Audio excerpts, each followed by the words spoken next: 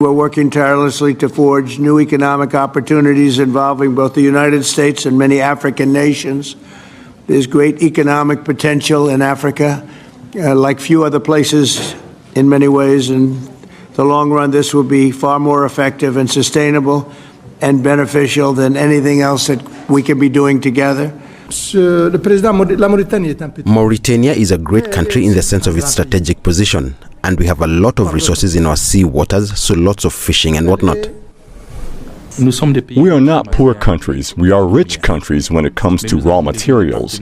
But we need partners to support us and help us develop those resources with win-win partnerships. Mr. President, I believe that we have to continue to support America's in the strength to be able to bring about peace in the world. America is a melting point and also a country that we all look forward to. And I want to encourage you, because without peace, we can't have a world to live in. And we stand with you on that.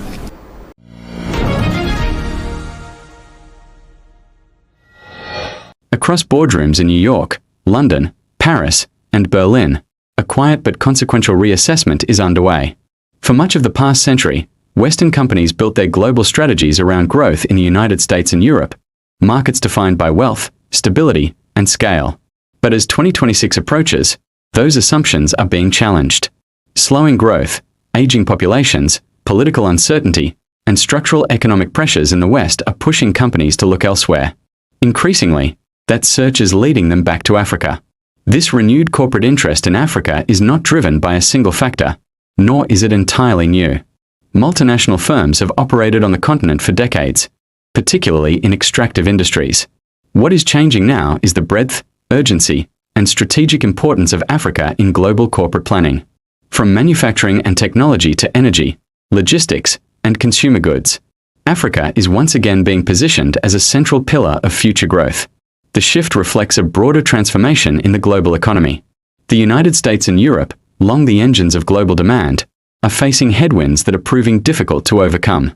Growth rates have slowed compared with historical norms. Inflation, while moderating in some regions, has left lasting scars on consumer confidence. Public debt has reached record levels, limiting governments' ability to stimulate their economies. At the same time, political polarization and regulatory uncertainty have made long-term planning more complex for businesses. In Europe, demographic decline is emerging as one of the most significant challenges. Many countries are grappling with aging populations and shrinking workforces. As fewer people enter the labor market, productivity growth becomes harder to sustain. Social welfare systems are under strain, and governments face difficult choices between higher taxes, reduced services, or increased borrowing. For companies, this translates into slower market expansion and higher operating costs. The United States, while demographically stronger than Europe, is not immune to these pressures. Productivity growth has been uneven, infrastructure investment has lagged behind needs, and political divisions have complicated policymaking. Companies operating in the US face rising labor costs, supply chain disruptions, and uncertainty over trade and industrial policy. While the American market remains enormous and influential, its ability to deliver the rapid growth seen in previous decades is increasingly in question. Against this backdrop, Africa presents a stark contrast. The continent is home to the world's youngest population, with a median age under 20. By 2030, Africa is expected to account for a significant share of global population growth. This demographic momentum is creating a vast and expanding consumer base, as well as a growing workforce that companies see as essential to long-term expansion. Urbanization is accelerating across Africa. Cities are growing rapidly, driving demand for housing, infrastructure, transportation, energy, and consumer goods. A rising middle class, though unevenly distributed, is increasing spending on food, healthcare, education, technology, and entertainment. For companies facing stagnation in mature Western markets, these trends are difficult to ignore. Technology is also reshaping Africa's economic landscape. Mobile connectivity has expanded dramatically over the past 2 decades, enabling new business models and reducing barriers to entry. Digital payments, e-commerce platforms, and financial technology have flourished in markets where traditional banking infrastructure was limited.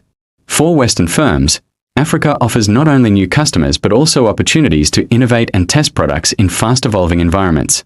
Supply chain dynamics are another critical driver of the shift. The COVID-19 pandemic exposed vulnerabilities in highly centralized global supply chains, many of which relied heavily on production in a small number of countries.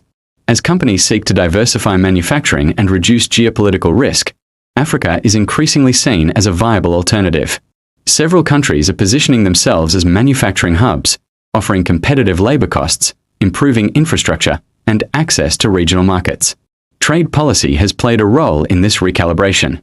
The African Continental Free Trade Area, which aims to create a single market across much of the continent, has raised expectations of increased intra-African trade and economic integration. While implementation challenges remain, the agreement signals a commitment to reducing barriers and creating larger, more efficient markets. For multinational companies, the prospect of serving multiple countries through a more unified framework is appealing.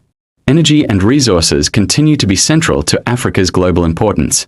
The transition to renewable energy and electric vehicles has intensified demand for critical minerals, many of which are abundant in African countries.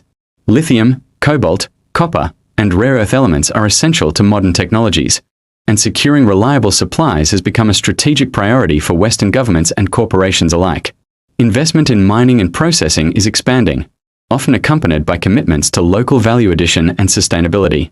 At the same time, Africa's role in energy production is evolving.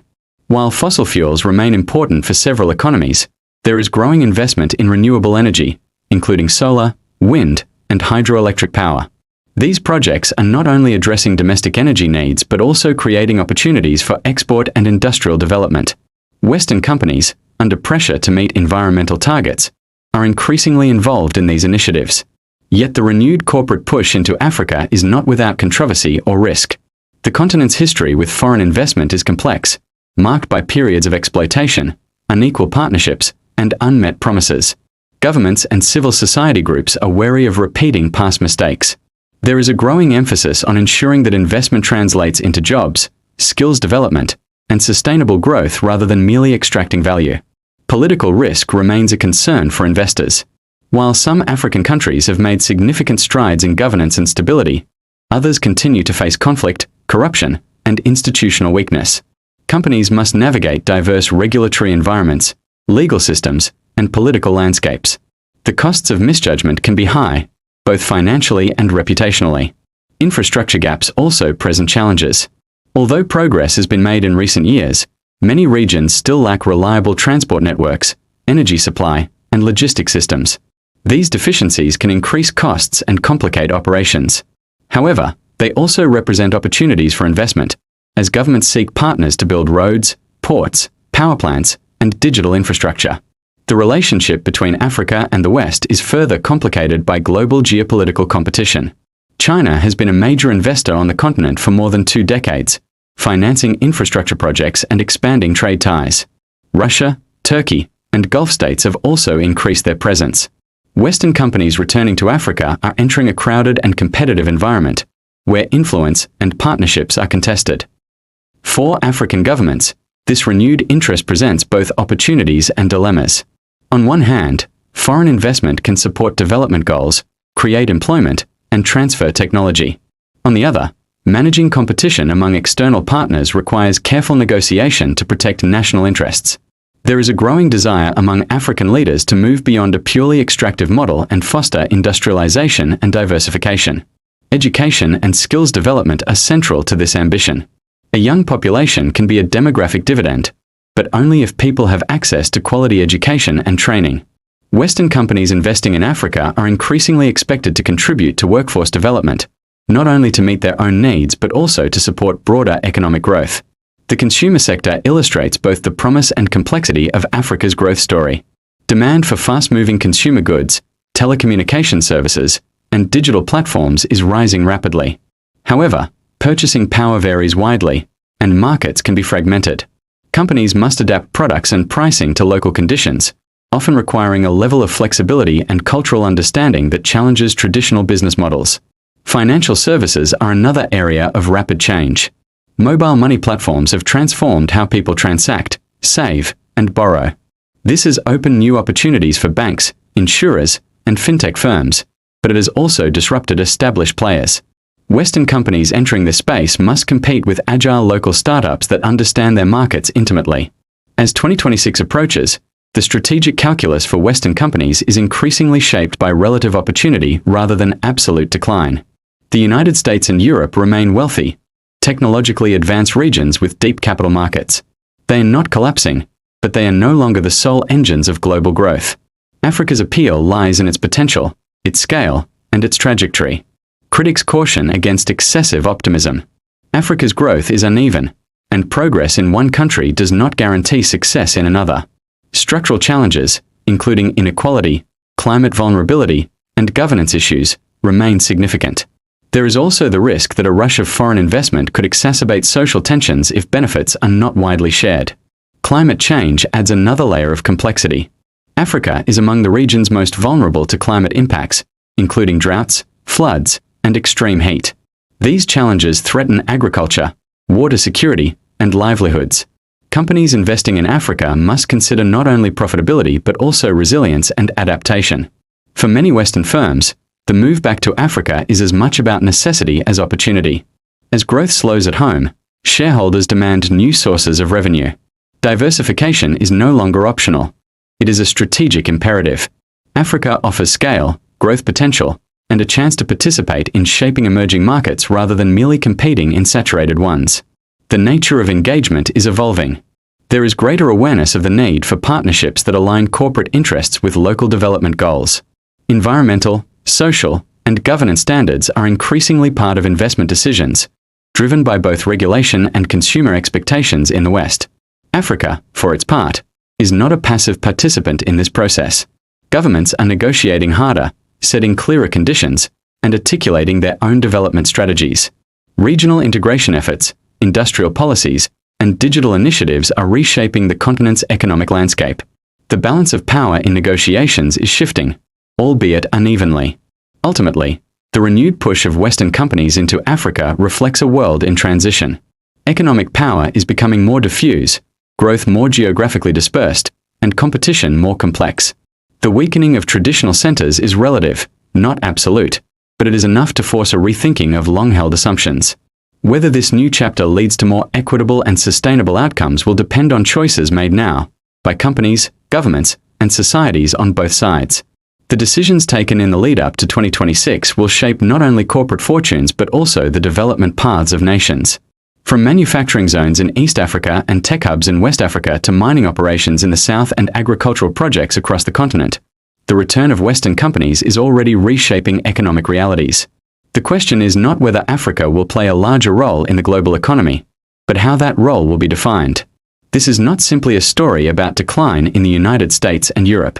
It is a story about transition, adaptation, and the search for growth in a changing world. Africa's resurgence as a focal point of global business strategy underscores a fundamental shift in where opportunity is perceived to lie. As the global economy continues to evolve, Africa stands at the center of a new equation, one shaped by demographics, technology, resources, and ambition. For Western companies, the move back to the continent is both a bet on the future and a reflection of present realities.